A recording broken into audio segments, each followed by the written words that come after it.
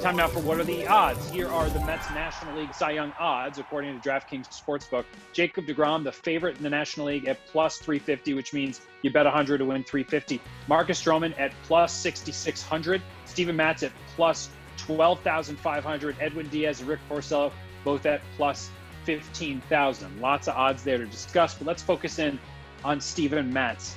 How would you assess, Andy, his 5-year career so far? I think anytime you're talking about a pitcher who's made 30 starts in 2 consecutive seasons, you have to give him really high marks. It's a really hard thing to do, to stick in the major leagues like that. So just in terms of overcoming his earlier career health stuff and getting himself out there, really high marks. It's been a solid career.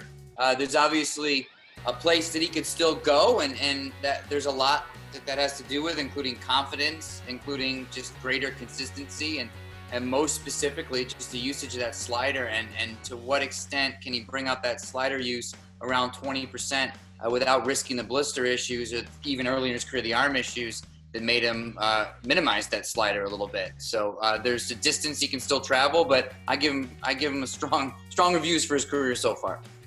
Yeah, I think Steven Matz is a guy that suffered from being a part of that young rotation that was basically supposed to all be number ones, is the way that the fans viewed them. And, Steven Matz, was he ever that guy? Probably not. And so I think the expectations were through the roof, and he came up, he had a really good rookie season.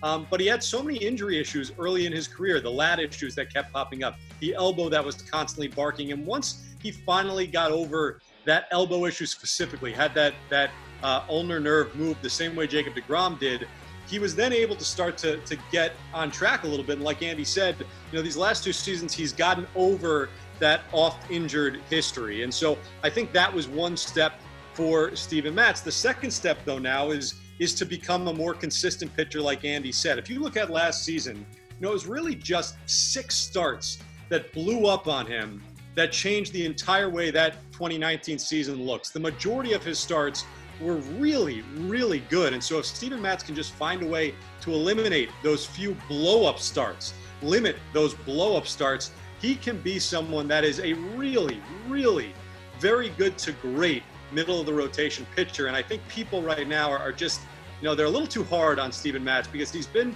pretty darn good, just a little too inconsistent and a little too injury-prone in the first 5 years of his career.